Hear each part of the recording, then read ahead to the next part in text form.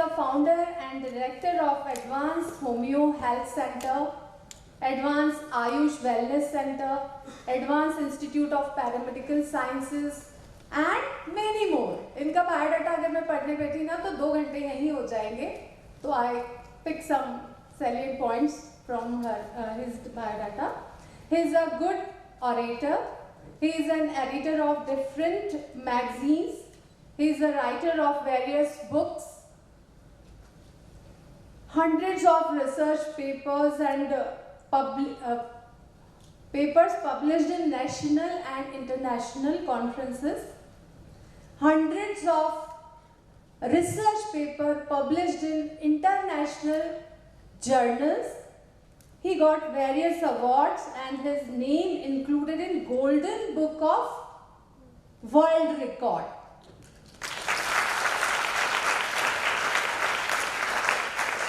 For non-surgical removal of 11.6 mm renal calculi, significant achievement in the field of treatment and management of aplastic anemia. Today he is going to discuss about importance of alternate healthcare system in good health. Now I request Dr. A.K. Dwivedi sir to come on dais and enlighten us about the topic. बहुत सारी बधाइयाँ कि आप मध्य प्रदेश के leading medical college के छात्र हैं. सभी का ये सपना होता है कि मुझे MBBS करना है और मुझे अच्छे से कॉलेज में एडमिशन लेना है. तो यू गॉट दैट. आपका सपना भी यहाँ फुलफिल हो रहा है और आपने बहुत अच्छे मेडिकल कॉलेज में एडमिशन भी पा लिया है. तो आप सभी को बधाई और आपके पेरेंट्स को भी बधाई. अभी थोड़ा सा जो टीचिंग पैटर्न है उसमें चेंजेस हुआ है. हमारा जो गवर्नमेंट ऑफ इंडिया है उसने जो हमारी काउंसिलें थी उसको कमीशन के रूप में बनाया. जैसे नेशनल कमीशन, आपका नेशनल मेडिकल कमीशन, वैसे national commission of homeopathy, national commission of Ayurveda. अगर मैं बात करूं प्रधानमंत्री मोदी जी की, तो 2014 में जब प्रधानमंत्री बने तो सबसे पहला काम उन्होंने किया था आयुष मंत्रालय बनाया था. मुझे लगता है कि कभी न कभी कोई न कोई होम्योपैथी की वो छोटी छोटी गोलियां जरूर खाया होगा. तो आज उसी पर बात करेंगे कि ये क्या होती है छोटी छोटी गोलियां. मुझे टॉपिक दिया गया है अल्टरनेट हेल्थ केयर सिस्टम और उसमें स्पेशली होम्योपैथी पे बोलने के लिए मैं थोड़ा सा और भी बात करूंगा कि अल्टरनेट सिस्टम होता क्या है या हमको उसकी ज़रूरत क्यों पड़ती है ना. हमारे पास तो इतना बड़ा मेडिकल कॉलेज होता है, MGM medical college, MY hospital, जहाँ पे रोज का 4000 की OPD होती है और कुछ ऐसे ही 4000 बेड है हमारे पास. उसके बाद भी हमको अल्टरनेट सिस्टम या अल्टरनेट हेल्थ केयर की ज़रूरत क्यों पड़ती है ना. टॉपिक हमको ये अलॉट हुआ है. तो अल्टरनेट सिस्टम की जरूरत क्यों पड़ती है उस पर सबसे पहले मैं बात करूंगा कि हम बीमार हो जाने के बाद ठीक कैसे होते हैं. हेल्थ का एक डेफिनेशन है, WHO ने डिफाइन किया कि हेल्थ इज द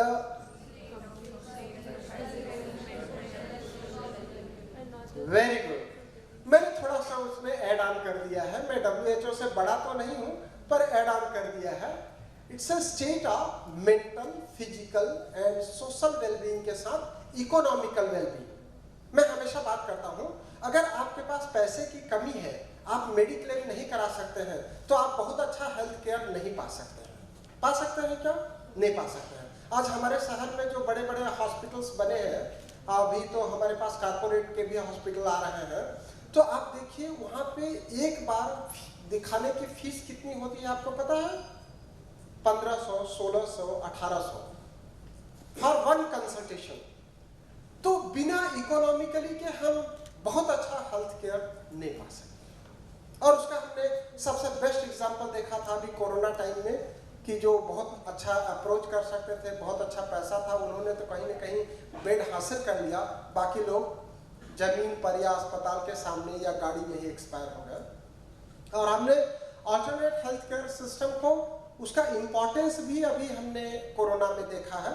आप सभी लोगों ने उसको जिया भी है, देखा भी है, एक्सपीरियंस भी किया हुआ है। ये दुनिया हमेशा ही अब आगे से कोरोना के पहले और कोरोना के बाद जानी जाएगी।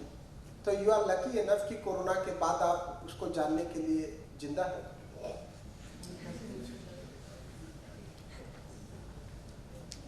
थक जाएंगे, फिवरिश लगेगा, या फिर नींद नहीं आएगी, या बहुत ज्यादा स्लीपी फील करेंगे, तो that is not the disease, that is the disposition. Health से हम किधर गए?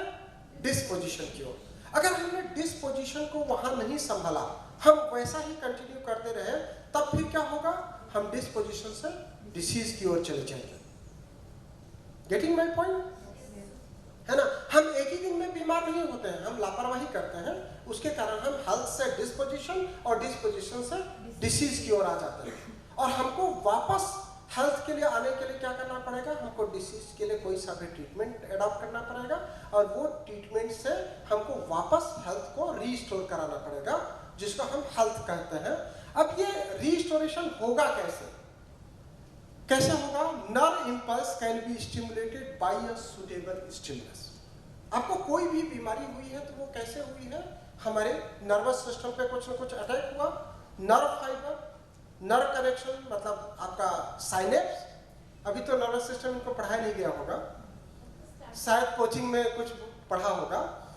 तो कोई भी stimulus, any stimulus which stimulates the nerve fibre, उससे आपको मैसेज आपके नर्वस सिस्टम पे जाएगा, वहां से हमारे एंडोक्राइन सिस्टम पे जाएगा, और वहां से हमारे जो भी डिजायरेबल सिस्टम है जहां पे बीमारी हुई है वहां पर पहुंचेगा, और हम अल्टीमेट एम क्या होगा? हम ठीक हो जाएंगे। तो ये नर्व फाइबर स्टिमुलेट हो कैसे सकता है? उसके लिए फिजियोलॉजी में दिया हुआ है, nerve impulse can be stimulated by stimulus system, suitable stimulus. और ये सुटेबल स्टिमुलस क्या हो सकता है? केमिकल हो सकता है, मैकेनिकल हो सकता है, थर्मल हो सकता है, इलेक्ट्रिकल हो सकता है। कोई भी तरीका जो नर्व फाइबर को स्टिमुलेट करेगा और उससे आप ठीक हो जाएंगे, वो आपको हेल्थ की ओर लेकर के जाएगा। कैसे?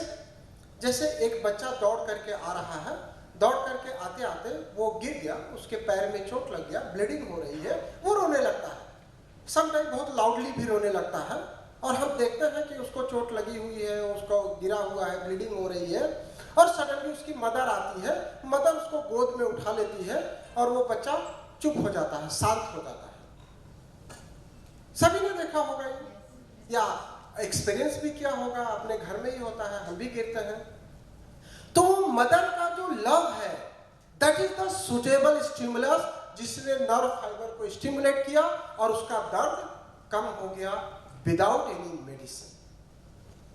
वो किसी भी पैथी में नहीं है, कोई भी साइंस उसको खोज नहीं पाया है, लेकिन हम रोज देखते हैं। हमारा देश कैसा है? हमारे देश में 3 तरीके से मेडिकल सिस्टम चलता है। सबसे पहला कैसा तरीका है? ये एजुकेशनल सिस्टम है ना, जहां पे हम सिस्टमेटिक तरीका अपनाते हैं। हमको 5.5 साल का कोर्स बनाया गया है गवर्नमेंट ऑफ इंडिया द्वारा, MBBS, BDS, BHMS, BAMS, BUMS। ये सारा किसने डिजाइन किया हुआ है? गवर्नमेंट ऑफ इंडिया ने। That is the institutional based. हम लोग कैसे पढ़ के निकलते हैं? इंस्टीट्यूशनल क्वालिफाइड डॉक्टर होते हैं। दूसरा तरीका कैसा है हमारे देश में? पैतृक चला रहा है, उनके दादाजी करते थे, उनके दादाजी के दादाजी करते थे, तो उनके बेटे ने भी करने लगा, फिर उनके बेटे ने भी करने लगा, ऐसा हमारे देश में चलता रहता है। तो वो उनका पैतृक चलता रहता है, उनके पास भी लोग जाते हैं और ठीक हो जाते हैं। तीसरा, वो डॉक्टर के यहाँ काम करता था, थोड़े दिन कंपाउंडर था, तो उसने सीख लिया, तो उसने भी अपनी डॉक्टरी चालू कर दी। अनएथिकल है ना। लेकिन हम लोग कैसे हैं? We are the institutionally qualified doctor. तो हमको ऐसा तो नहीं करना पड़ेगा ना, हमको जो करना पड़ेगा वो जुडिशियस होना चाहिए और एक्सप्लेनेबल भी होना चाहिए। कि अब आप MGM मेडिकल कॉलेज से पढ़ लिया तो आप क्लिनिक खोल करके झाड़ फूक करेंगे, वैसा तो नहीं करेंगे ना। We are the educationally qualified, institutionally qualified. तो हम ऐसा नहीं कर सकते, लेकिन हमारे देश में ऐसा सब चलता रहता है। हम लोग देखते हैं कि हमारे देश में कोई बीमार हो जाता है तो वो बाबा के पास झड़वाने जाता है, या फिर वो मंदिर का मस्जिद का पानी पीता है, भभूत लेते हैं या मोर पंख से भी झाड़ देते हैं। और हमारे पास तो काफ़ी सारे पेशेंट आते हैं जो वो बोलते हैं कि उज्जैन गया था तो उसमें किडनी में पथरी था, तो यहाँ पेट के पास में आटा लगाया और पथरी निकाल के हमको दिखा दिया। तो मैं उससे पूछता हूँ कि उसके बाद आपने सोनोग्राफी कराया? तो बोले नहीं, उन्होंने मना करा था कि अभी थोड़े दिन सोनोग्राफी नहीं कराना। अगर वो पथरी ऐसा पेट से बाहर निकल के आ गई तो उसको तो बोलना चाहिए ना, आप कल ही सोनोग्राफी करा लीजिएगा या आज ही करा लीजिएगा, कल भी क्यों। पर लोग फिर भी वहां जाते हैं। तो हमारा ये भी वर्क है, दायित्व है कि हमको ऐसे लोगों को समझाना। We are the institutional qualified, तो हमारा ये काम है कि उनको समझाना। अब आप केमिकल को देखिए तो केमिकल में सबसे जो स्ट्रॉन्ग केमिकली मेडिकल साइंस है दैट इज द एलोपैथी, है ना। आप लोग एलोपैथिक फार्माकोपिया पढ़ेंगे। एलोपैथी में सारा केमिकल बेस्ड है, आपको टैबलेट मिल जाता है, आपको इंजेक्शंस मिल जाता है, आपको बहुत सारा उसका प्रिपरेशन मिल जाता है और आपको पता होता है कि इसका क्या इफेक्ट है और क्या साइड इफेक्ट है। मैं आपको बता दूं कि मैं तो होम्योपैथिक डॉक्टर हूँ। मैडम ने बताया आपको मेरे बारे में, मेरे बच्चों के बारे में नहीं बताया क्योंकि वो यहाँ पे लीगली नहीं था। मेरी बिटिया ने MBBS जैसे ही ज्वाइन किया और उसने फार्माकोपिया पढ़ लिया तो वो अगले दिन से ही आकर के बस दवाइयों के साइड इफेक्ट ही बताती रहती थी। नहीं नहीं नहीं, ये दवाई नहीं खाना, इसका ये साइड इफेक्ट हो जाएगा, इसका ये साइड इफेक्ट हो जाएगा। तो इस तरीके से आपको साइड इफेक्ट्स बताया जाता है आपके फार्माकोलॉजी में। तो केमिकल इज वेल नोन कि आपको जितना जल्दी उसका इफेक्ट होगा उतना ही जल्दी उसका साइड इफेक्ट भी देखने को मिलता है। दूसरा हमारा आयुष सिस्टम में अगर मैं बात करूं तो आयुर्वेदा भी समवाट उसके नजदीक पहुंचता है क्योंकि उसमें भस्म दिया जाता है या आसव दिया जाता है। तो वो लोग क्या करते हैं कि जो मेडिसिनल सब्सटेंस होते हैं, चाहे वो हर्ब हो, चाहे वो केमिकल हो, चाहे वो आपका गोल्ड हो या फिर सिल्वर हो, उसको वो लोग जलाते हैं और उससे भस्म बनाते हैं, वो देते हैं। तो वो भी कहीं ना कहीं हमारे शरीर पर कुछ न कुछ हानिकारक इफेक्ट डालता है अगर हम उनके खान पान को वैसा फॉलो नहीं किए जैसा वो लोग बताते हैं। उसमें पथ्य कुपथ्य का ध्यान रखना बहुत जरूरी होता है। आपने जो उनका मेडिसिन दिया उसके साथ क्या आपको खाना चाहिए, क्या नहीं खाना चाहिए, वो आपको ध्यान रखना जरूरी होता है। अब हम चलते हैं मैकेनिकल की। आप सोचिए कि अगर आपको आर्थराइटिस हो गया या आपकी उंगलियों में टेढ़ापन आ गया या जॉइंट्स में स्वेलिंग आ गया तो वो दवाई से ठीक हो सकती है क्या? आपकी उंगली में टेढ़ापन आ गया या स्पाइन में आपके कंप्रेशन आ गया तो वो कैसे ठीक हो सकता है? मैकेनिकल। उसको करेक्शन के लिए आपको दवाई की नहीं मैकेनिकल स्टिमुलेशन की जरूरत पड़ेगी। तो मैकेनिकल स्टिमुलेशन क्या है? हमारा फिजियोथेरापी। बेस्ट मैकेनिकल स्टिमुलेशन क्या है? फिजियोथेरापी। नहीं तो हमारे पास इतने बड़े बड़े अस्पताल बने हुए हैं, हम लोग ऑपरेशन करते हैं, हम लोग प्लास्टर लगा देते हैं। प्लास्टर लगाने के बाद उनको जब प्लास्टर खोलते हैं तो बोलते हैं आपको 2 महीने या 1.5 महीने फिजियोथेरापी कराना चाहिए। क्यों? क्योंकि जो स्टिफनेस डेवलप हो गया जॉइंट में वो कैसे जाएगा? बाय द मैकेनिकल स्टिमुलेशन वो जाएगा फिजियोथेरापी से। ठीक है, अब हम आगे बढ़ते हैं। योग। योग क्या है? अगर हम योग को दैनिक जीवन में अपनाते हैं तो हम बीमार ही नहीं होंगे। अगर योग को हम हमारे दैनिक जीवन में अपनाते हैं तो उसका बेनिफिट क्या होगा कि हम बीमार ही नहीं होंगे। हमारे स्टूडेंट्स को डेली 8 आवर्स या 6 आवर्स कंटिन्यूअस सिटिंग करना होता है। तो सिटिंग करना होता है तो आपको लंबर पे कंप्रेशन आता है।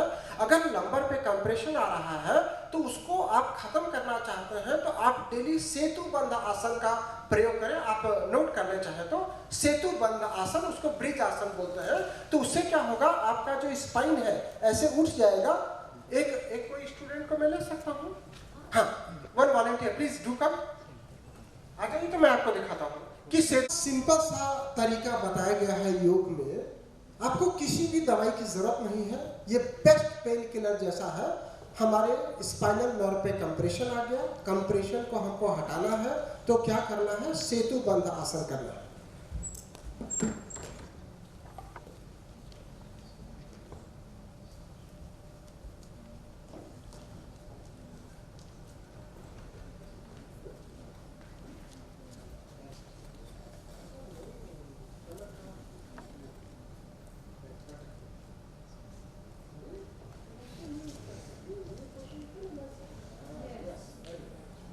देख रहे हैं आप, ब्रिज जैसा बना है, आराम से रिलैक्स, ब्रिज जैसा बना है। तो इससे क्या होगा, जो हमारे लंबर पे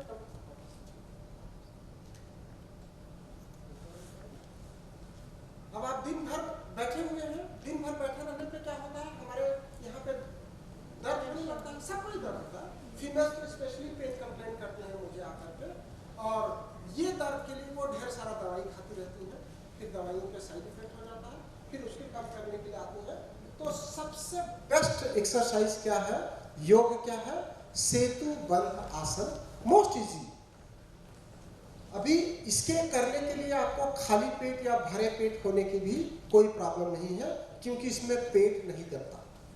केवल वो योग या वो आसन जिसमें पेट दबता है उसको आपको खाली पेट करना होता है। तो आप अगर सिटिंग जॉब में है, या आपका सिटिंग 8 आवर्स, 6 आवर्स, 12 आवर्स है, 14 आवर्स है, तो आपको डेली दिन में 3 से 4 बार सेतु बंध आसन करना चाहिए, और एक बार में 10 बार या 15 बार करना चाहिए। कोई भी आसन करने के लिए या हमको उठने के लिए करवट लेकर के उठना चाहिए, इसलिए डायरेक्ट नहीं उठी, मतलब उसको थोड़ा बहुत नॉलेज है। अब हमको देखिए, हम लोग क्या करते हैं, दिन भर मोबाइल चलाते या लैपटॉप चलाते, तो क्या होता है, हमारे सर्वाइकल पे कंप्रेशन आ जाता है ना। मोस्ट ऑफ लोगों को हो रहा होगा, जो दिन भर लैपटॉप और मोबाइल चलाते रहते हैं, उनको सर्वाइकल पे कंप्रेशन आ जाता है, और वो या तो पेन होगा या फिर नमनेस लेकर के आएगा हाथों में, और बढ़ेगा तो आपको सिर दर्द या चक्कर कराएगा। तो उसके लिए आपको क्या करना है, भुजंगासन, वेरी इजी। भुजंगासन आपको हमेशा खाली पेट करना है, मोस्ट इजीएस्ट।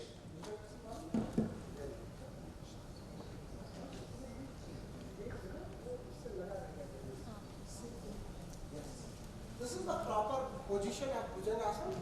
आपको जो पेट है, आपका नोवल रीजन, वो टच रहेगा जमीन से, केवल इतना सा उठना है। तो इससे हमारे गर्दन पे जो कंप्रेशन आ रहा है वो धीरे धीरे खत्म हो जाएगा। तो जितना डेली हमारी बीमारी बढ़ी है, उतना आप तुरंत का तुरंत कम कर सकते हैं। ये हमारा योग बताता है। वापस वैसे ठीक है।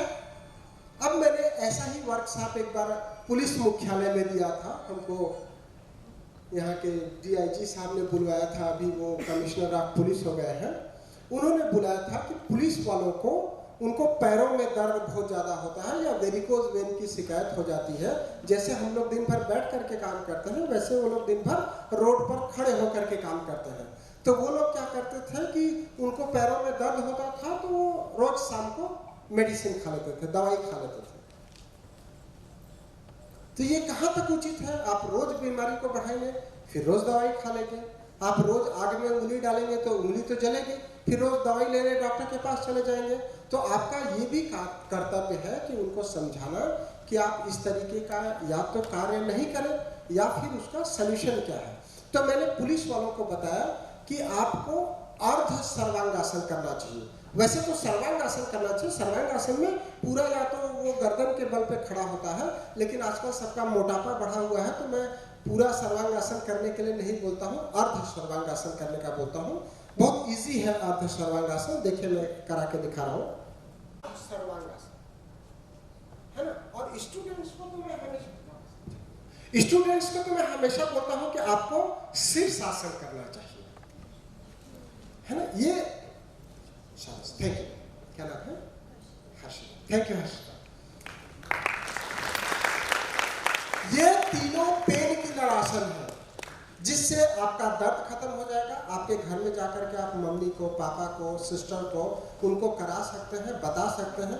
इसमें कोई भी नुकसान नहीं है, और बतौर स्टूडेंट तो आपको करना ही चाहिए। मेरे पास बहुत सारे स्टूडेंट आते हैं, उनके बाल झड़ने लगते हैं। अभी देखो मेरा 50 साल उम्र है, बाल नहीं झड़ा है, है ना, लड़कियां आती हैं मेरे बाल झड़ रहे हैं, कुछ ऐसी दवाई दे दीजिए। तो अभी तो आप इस एज में शीर्षासन कर सकते हैं। अगर शीर्षासन ऐसे नहीं कर सकते हैं तो with the support of wall कर सकते हैं। तो आपको शीर्षासन करना चाहिए। तो ये हमारा योग जो है, योग हमको ये देता है कि आप बीमार ही नहीं होंगे। और अगर मान लो बीमार हो गए, अगर आपको करेक्शन के लिए जाना है तब भी आप योग कर सकते हैं। तो अगर लंबर पर कंप्रेशन आ रहा है तो उसके लिए क्या है, सेतु बंधासन या ब्रिज आसन। और अगर सर्वाइकल पे कंप्रेशन आ रहा है तो उसके लिए क्या है, भुजंगासन, है ना। और अगर पैरों में वेरिकोज वेन हो रहा है, आप मम्मी का जाकर के देख रहे हो तो उनका पैर नीली नीली दिखेगी, तो उनको आप दिन में 2-3 बार 4 बार आपको अर्ध सर्वांगासन करा करके देना है उनको, ठीक है। तो सुबह अच्छा पराठा मिल जाएगा।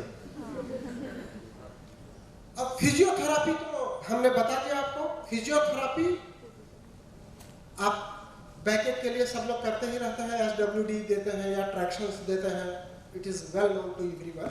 तो फिजियोथेरापी मेरा टॉपिक भी नहीं है। अब आप थर्मल को देखिए, थर्मल है ना, थर्मल कहां से आ गया?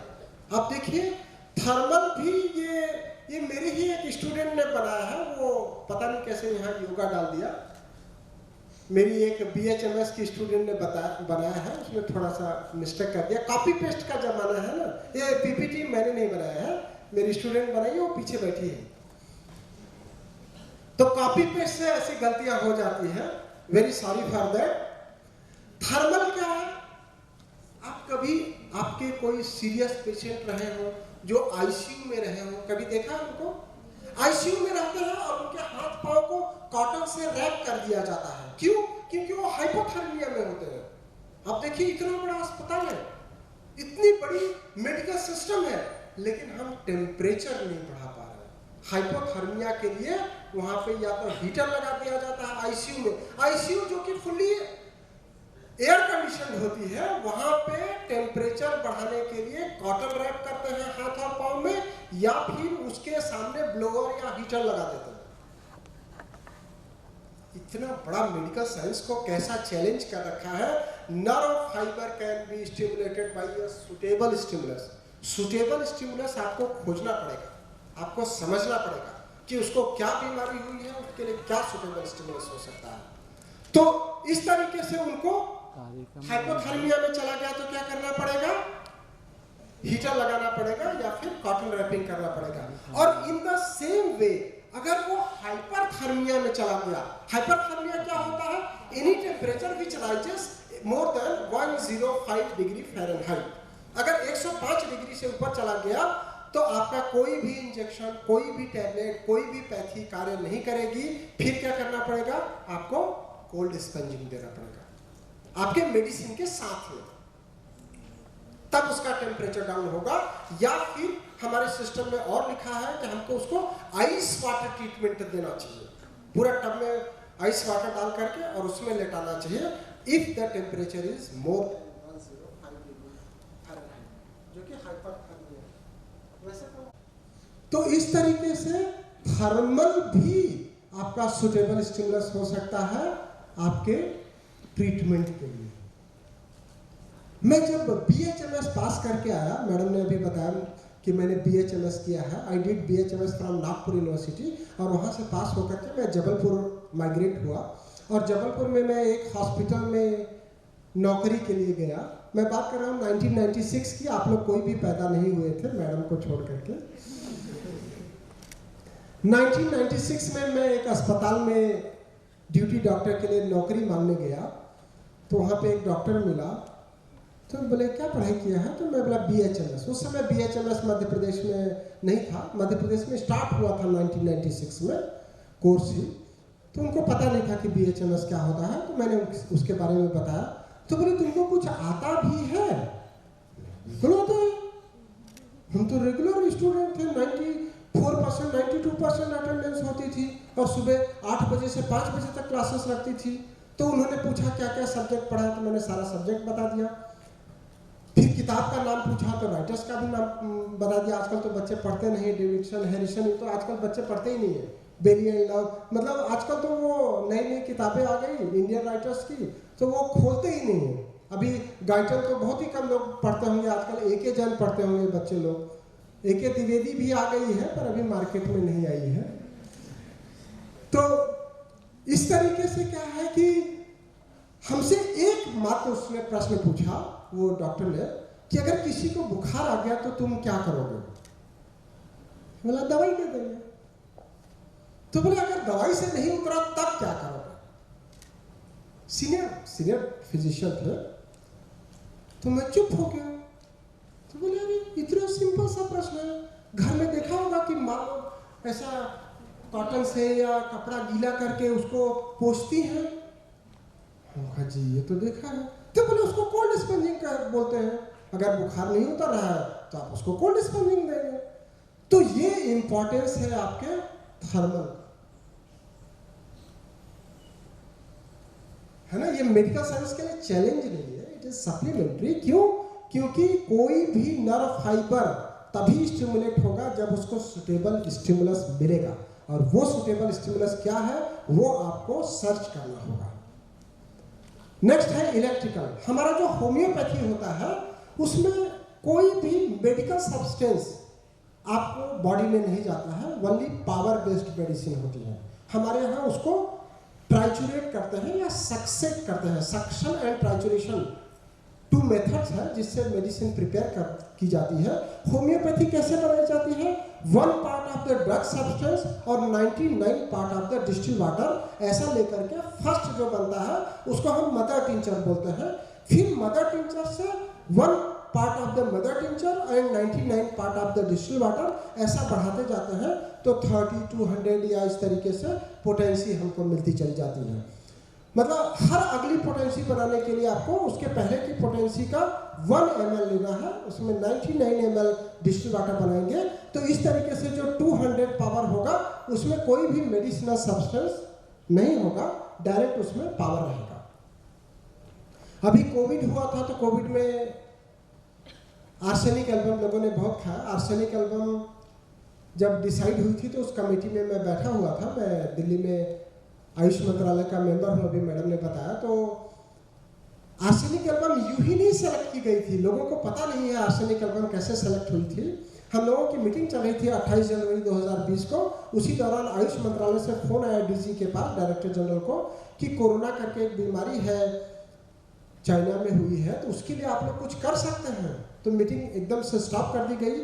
आधे घंटे सबको पढ़ने का मौका दिया गया। हम लोगों ने लैंसेट मैगजीन को डाउनलोड किया। उसमें जो वहाँ पे वुहान में जो पेशेंट थे उसके सिम्टम्स को देखा। सिम्टम्स के बाद हमारे पास एक सब्जेक्ट है रेपर्टरी, उसका रेपर्टराइजेशन किया। तो उनके रिजल्ट के रूप में हमारी आर्सेनिक मेडिसिन आई थी, जिसको एडवाइजरी जारी किया आयुष मंत्रालय ने उस कमेटी के रिकमेंडेशन पे 29 जनवरी 2020 को, और पूरे देश में डिस्ट्रीब्यूट की गई। हमारे यहाँ इंदौर में भी डिस्ट्रीब्यूट की गई। उस समय कलेक्टर मनीष श्रीवास्तव जी थे। तो डॉक्टरों के साथ एक मीटिंग चल रही थी, तो उन्होंने पूछा कि डॉक्टर द्विवेदी मुझे कितनी बार ये दवाई लेनी चाहिए? तो मैं बोला आपको तो एक्सपोजर बहुत ज़्यादा है तो आपको ज़्यादा लेना चाहिए। तो हमारे मेडिकल कॉलेज के एक सीनियर फिजिशियन थे, उन्होंने ऑब्जेक्शन किया कि नहीं आपको नहीं लेना चाहिए, क्योंकि arsenic is the most dangerous poison. तो कलेक्टर साहब काफ़ी समझदार थे, उन्होंने डांट दिया वो फिजिशियन को। बोले देखिए कलेक्टर साहब, मैं आयुर्वेदिक और होम्योपैथिक दवाइयाँ खा के ही बड़ा हुआ हूँ, और मैं जानता हूँ कि इनका कोई साइड इफेक्ट नहीं होता है, तो ऐसी कोई बात नहीं है, आपको जानना चाहिए। लेकिन मैंने नहीं लिखा। मैं उसके बाद आर्सेनिक एल्बम को टेस्ट करने के लिए भेजा RR कैट में, उसका एलिमेंट्री एनालिसिस करा, और वो एलिमेंट्री एनालिसिस करके RR कैट ने हमको सर्टिफिकेट जारी किया कि it is the safer than drinking water. Arsenic album as a homeopathy medicine is safer than drinking water. ऐसा किसने सर्टिफिकेट बना के दिया?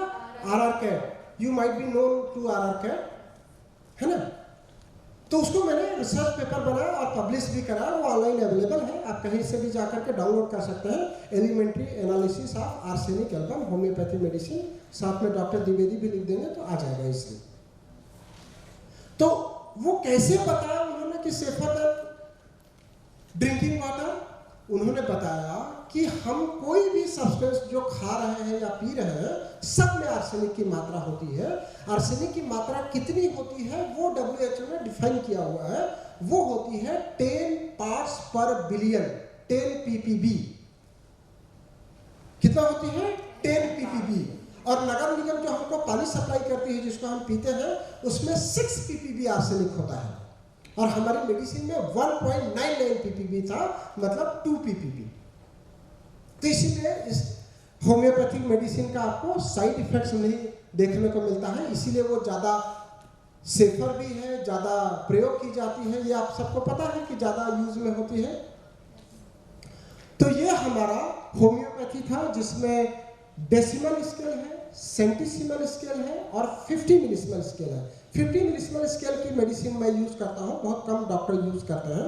50 मिलीसिमल स्केल की मेडिसिन डिस्टिल वाटर में दी जाती है। जैसे आप लोग जो छोटी छोटी गोलियां देखते हैं, the pills are not medicine, उसमें जो मेडिसिन डाली जाती है वो लिक्विड होती है। इसलिए डायबिटीज का पेशेंट भी होम्योपैथिक दवाई ले सकता है, उसको हम डिस्टिल वाटर में बना करके देते हैं, तो उसके शरीर में कोई भी शुगर नहीं जाएगा। जानते ही हैं आयुर्वेदा, योगा, यूनानी, सिद्धा और होम्योपैथी। यूनानी के बारे में मैं बहुत ज़्यादा बोल नहीं पाऊंगा, और सिद्धा हमारे देश में केवल साउथ में ही अपनाई जाती है, बाकी पार्ट्स में नहीं है। तो आयुर्वेदा के बारे में मैंने बताया कि आयुर्वेद हम लोग हमारे घर में डेली यूज करते हैं। हमारा देश कैसा है, हर चीज़ को पूजा करते हैं, है ना। तुलसी का पूजा करते हैं। अभी तुलसी विवाह गया होगा, सबको पता होगा कि हमारे माँ ने उसका तुलसी का विवाह किया और पूजा किया। तो तुलसी का विवाह करने से जितना फायदा होगा, तुलसी का पूजन करने से जितना फायदा होगा, उससे ज्यादा फायदा कैसे होगा? डेली हमको तुलसी खाने से, है ना। अगर हम डेली तुलसी यूज करेंगे तो हमारी इम्यूनिटी बढ़ जाएगी। हमारे पास पेरेंट्स आते हैं कि बच्चों को इम्यूनिटी बढ़ाने की कोई दवाई दे दीजिए। मैं उनको बोलता हूँ कि इम्यूनिटी बढ़ाने की दवाई, कोई भी कैप्सूल या टैबलेट में इम्यूनिटी कैसे आएगी? इम्यूनिटी तो आपको बढ़ाना पड़ेगा। हमारे घर में हल्दी यूज होती है, अभी गोल्डन मिल्क बहुत चला था कोविड के टाइम में। तो ये सब क्या है? ये सब आयुर्वेदा का ही पार्ट है ना। हम डेली हमारे किचन में आयुर्वेद यूज करते हैं। हमारे जो मसाले हैं सबका अलग अलग इंपॉर्टेंस है। सौंफ का अलग इंपॉर्टेंस है, जीरा का अलग इंपॉर्टेंस है, राई का अलग इंपॉर्टेंस है, गार्लिक का अलग इंपॉर्टेंस है। तो उसका जो हेल्थ पे बेनिफिट है, अगर हम आयुर्वेद को हमारे जीवन में अच्छे से सम्मिलित करते हैं तो हम बीमार ही नहीं होंगे। इसलिए आयुर्वेद में एक फार्मूला दिया गया है, जीवेन सर्वम शतम। मतलब अगर आप आयुर्वेद को यूज करते हैं तो आप 100 साल तक जिंदा रह सकते हैं बिना बीमारी के। योगा मैंने आपको बता दिया। योग में एक और पार्ट है,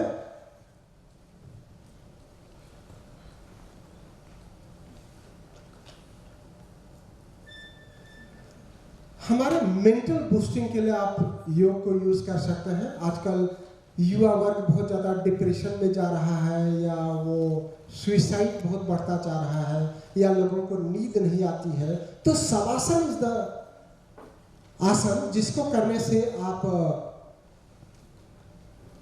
डिप्रेशन से निकल करके बाहर आ सकते हैं, अनिद्रा से बच के बाहर आ सकते हैं, या सुइसाइडल थॉट्स आ रहे हैं तो उससे आप निकल करके बाहर आ सकते हैं।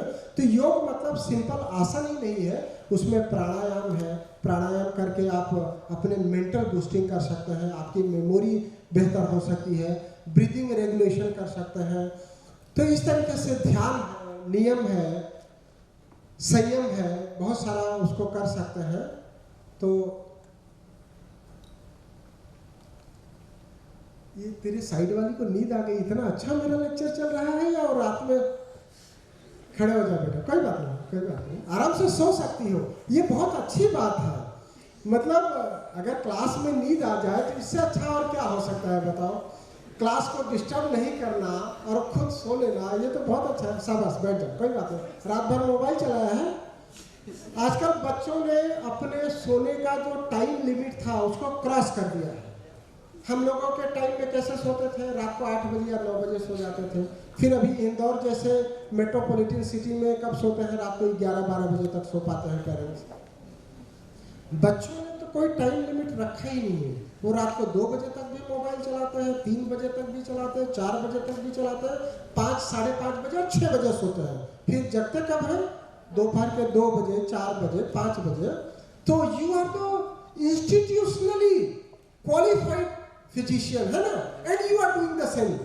मैडम बैठी हुई है, आपको बायोकेमिस्ट्री में मेटाबॉलिज्म बताएंगी आपको, है ना। आपने मेटाबॉलिज्म को खुद से ही इतना खराब कर दिया है कि बाल तो झड़ेगा ही, चश्मा का पावर तो बढ़ेगा ही। मतलब कुछ चीजें तो आपको खुद से मान लेना पड़ेगा कि हमको बीपी की गोली जल्दी खाना पड़ेगा, हमको शुगर की गोली जल्दी खाना पड़ेगा, हमको हार्ट अटैक जल्दी आ सकता है। केवल पेपर में पढ़ने से नहीं होगा कि वो वहां गा रहा था और गाते गाते उसको हार्ट अटैक आ गया। तो गाते गाते हार्ट अटैक आ गया तो कैसे आ गया? क्योंकि उसने भी अपने मेटाबॉलिज्म को हैम्पर कर दिया था, डिस्ट्रॉय कर दिया। ध्यान देना, देखो ये मेरा सिंपली लेक्चर नहीं है। मेरे लेक्चर का एक बेनिफिट मैं चाहता हूं कि अगर 1% ऑडियंस ने भी मुझे फॉलो कर लिया तो मेरा लेक्चर सफल हो गया। मैं 100% की तो बात ही नहीं करता हूँ। कई लोग, मैं लेक्चर दे करके जाऊंगा तो गाली देंगे कि फोकट का बकवास करके गया। कई लोग बोलेंगे कि बहुत अच्छा बोला। मतलब इसी ऑडियंस में ही कई तरह के लोग रहते हैं। मैं हमेशा 100 बच्चों की क्लास लेता हूँ, 100 में से 92 या 88 बच्चे प्रेजेंट होते हैं, लेकिन टॉप तो कोई एक ही करता है ना। सारे के सारे 88 बच्चे तो टॉप नहीं कर जाते हैं। उसमें से भी पास जो है वो कुछ 67 या 70 बच्चे ही होते हैं, बाकी के 10 बच्चे फेल हो जाते हैं। तो वो ऐसा क्यों होता है? क्योंकि वो मेरे लेक्चर में फिजिकली प्रेजेंट होते हैं। वो नींद निकाल लेते हैं या सोचते रहते हैं उधर टाइम दिया हुआ है, 11:30 बजने वाला है, अभी कब छोड़ेगा ये, तो मुझे जाना है, मुझे फोन पे बात करना है, टिकट की बुकिंग है, वो थिएटर में अभी दृश्यम 2 आई हुई है। तो इस तरीके से हमको योग का भी बेनिफिट उठाना चाहिए। अगर आप देखेंगे, मैं केवल 2 प्रधानमंत्री का नाम ले रहा हूँ, है ना, आप इसको अदरवाइज मत लीजिएगा। मैंने पंडित जवाहरलाल नेहरू के बारे में कहीं से सुना था कि वो केवल 3 घंटा सोते थे और बाकी का टाइम वो शवासन करके अपनी नींद को पूरी कर लेते थे। और अभी का जो हमारा योगी प्राइम मिनिस्टर है, प्रधानमंत्री नरेंद्र मोदी जी, वो हम देखते हैं कि एक ही दिन में 3-4 देश घूम लेता है। तो वो कैसे इतना काम करता है? क्योंकि वो योग का नियम से पालन करता है। तो आप देखिए, आपके स्टूडेंट्स या आपके फ्रेंड्स से अलग दिखाने का रास्ता है योग। आपका एक स्टेप, एक सही स्टेप आपको भीड़ से अलग कर देगा। एक सही स्टेप।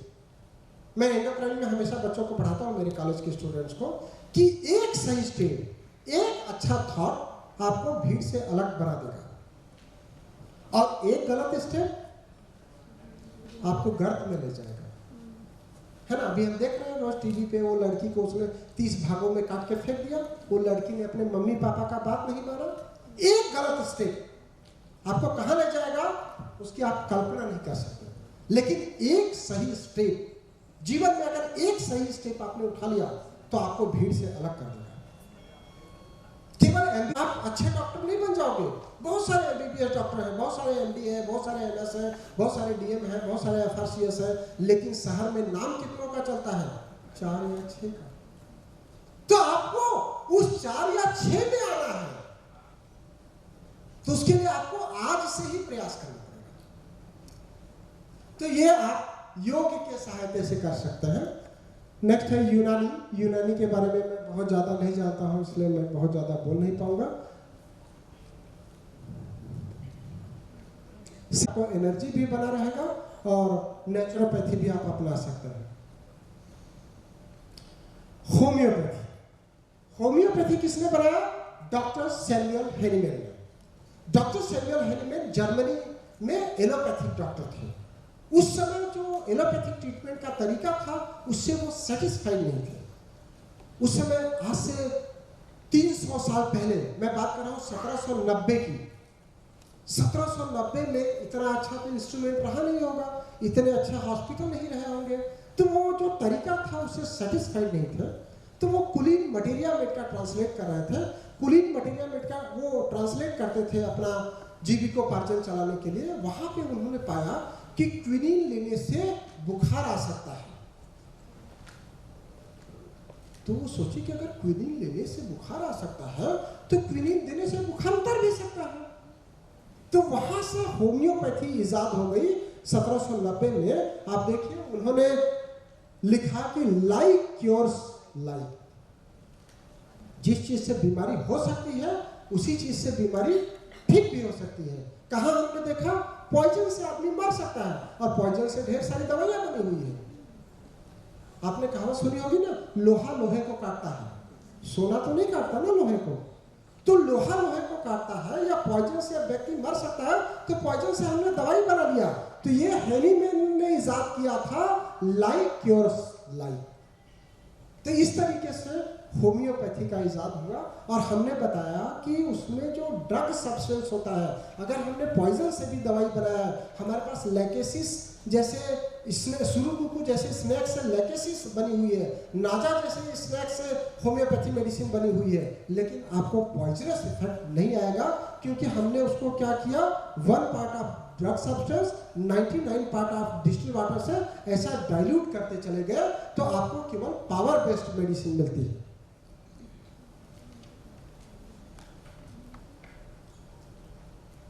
यहां पे देखिए, आपने अगर पहली स्लाइड को ध्यान दिया होगा, the suitable stimulus can stimulate the nerve fibre. अब यहां पे देखिए, आपका एम क्या होना चाहिए, ये हेनीमैन ने बताया था। हेनीमैन ने क्या बताया, the highest ideal of cure is rapid, gentle and permanent restoration of the health and removal and annihilation of the disease in its whole extent in the shortest, most reliable and most harmless way। है ना। तो आपको जो आपके सामने बीमार बैठा है, उसके लिए आपको क्या करना है, उसका बीमारी कैसे ठीक हो सकती है, in the shortest and most reliable way, ये आपको उसको समझना है। अगर वो साथ में आपके दवाई के साथ एलोपैथी के साथ होम्योपैथी, आयुर्वेदा, नेचुरोपैथी, योग या फिजियोथेरेपी कर रहा है, तो आपको उसको ऑब्जेक्ट नहीं करना है, क्योंकि सारा मिलके ही उसका एनिहिलेशन ऑफ द डिसीज होगा, तभी वो होलिस्टिक तरीके से ट्रीट होगा। आप कहीं वो देखना, मोदी जी अंबानी जी के हॉस्पिटल के इनॉग्रेशन में गए थे मुंबई 2016 में, तो उन्होंने बोला था कि हमारा एम क्या होना चाहिए, होलिस्टिक ट्रीटमेंट। हमारा एम केवल उसको रिलीफ देने का नहीं है, उसका होलिस्टिक ट्रीटमेंट होना चाहिए। तो होलिस्टिक कैसे होगा, जब सभी चिकित्सा पद्धतियां एक साथ काम करेंगी। होलिस्टिक कैसे हुआ, हमने देखा अभी कोरोना में कि लोग आईसीयू में एडमिट थे, वहां भाप लेते थे। भाप क्या है, नेचुरोपैथी, योग करते थे, काढ़ा पीते थे, होम्योपैथिक दवाई खाते थे और एलोपैथिक दवाई भी खाते थे। जब जान पे आती ना तो सब करता है। तो आपको उसको होलिस्टिक तरीके से ट्रीट करना है, ये हमको हेनीमैन ने बताया था 1790। हमारे होम्योपैथी में सबसे पहले ये बताया गया कि कोई भी बीमारी होती है तो हमारे थॉट प्रोसेस को पहले डिस्टर्ब करती है। आज आप लोगों के डॉक्टर्स, कोई किसी का भी बीपी बढ़ गया तो बोले कुछ टेंशन ले रही होगी, किसी का शुगर बढ़ गया तो बोले स्ट्रेस डायबिटीज है, कोई ना कोई वो स्ट्रेस ले रहा होगा। तो ये स्ट्रेस, और इसके लिए हमारे यहाँ होम्योपैथी में लिटरेचर अवेलेबल है, ये हमको सबसे पहले ही बता दिया गया है। आपका तरीका कैसा होना चाहिए, रैपिड, जेंटल और परमानेंट। रैपिड, जेंटल और परमानेंट के लिए जरूरी नहीं है कि केवल अस्पताल में भर्ती होने से ही होगा, या इंजेक्शन लगाने से ही होगा, या ऑपरेशन करने से ही होगा। उसके बाद के तरीके भी आपको आना चाहिए। इसके अलावा पोटेंसी के बारे में मैंने बता दिया कि there are 3 scales, decimal scale, centesimal scale और 50 मिलिसिमल scale.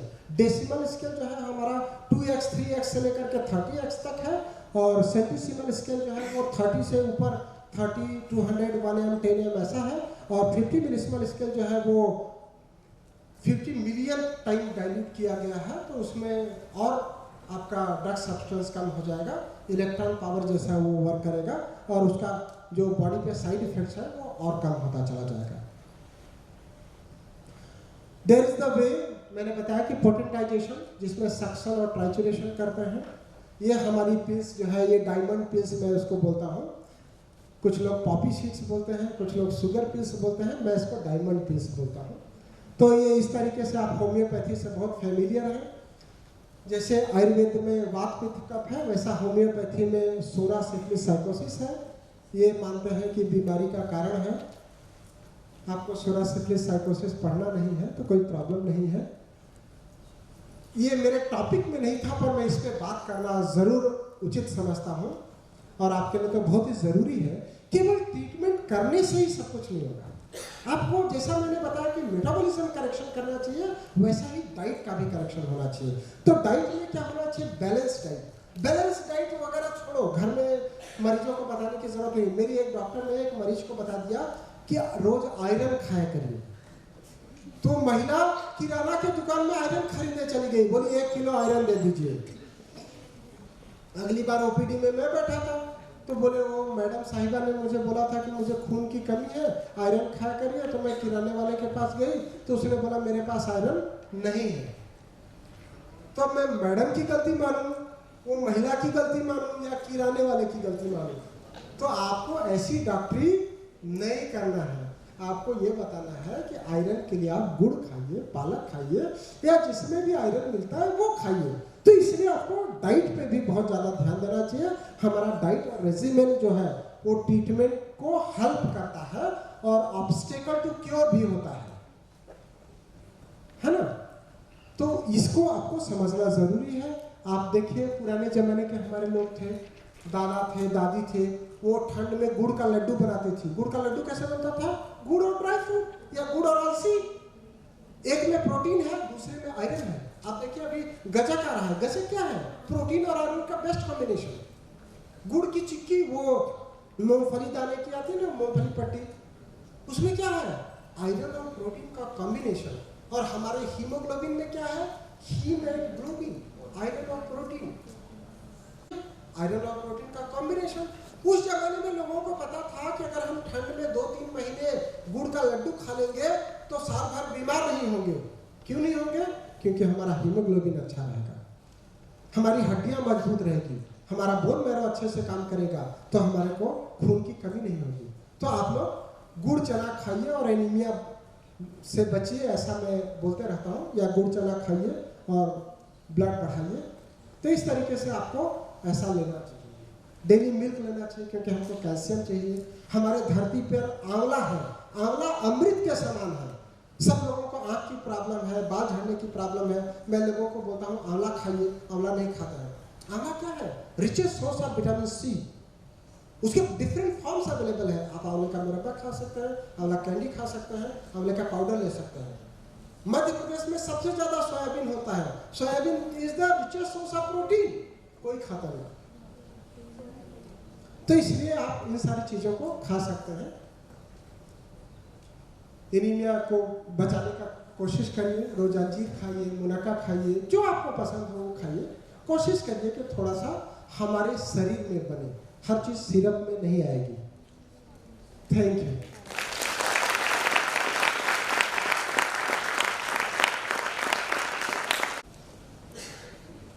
Thank you so much doctor साहब, बहुत ही ज़्यादा वैल्यूएबल इंफॉर्मेशंस और बहुत सी ऐसी चीज़ें इन्होंने बताई है जो आपको पता है लेकिन उसका इम्पोर्टेंस नहीं पता है, राइट? अगर कोई डाउट है आपके तो आप पूछ सकते हैं। किसी को कोई एनी क्वेरी?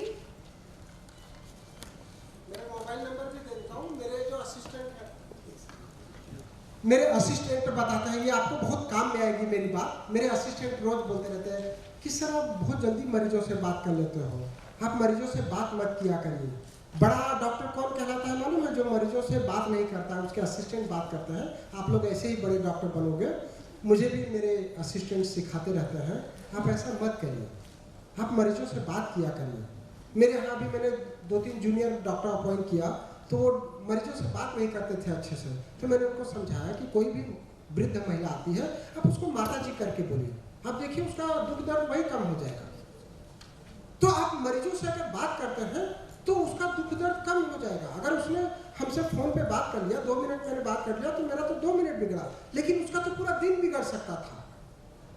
तो आप ऐसा फ्रीली बात करें। मैं कोई नेता तो हूँ नहीं, मंत्री भी नहीं हूँ, तो मैं मरीजों से क्यों नहीं बात करूंगा? मैं तो डॉक्टर हूँ, उसका दुख दर्द कम करना मेरा कार्य है। अगर किसी को मुझसे बात करने से उसका दुख दर्द कम हो सकता है तो मुझे बात करने में क्या परेशानी है? तो ऐसा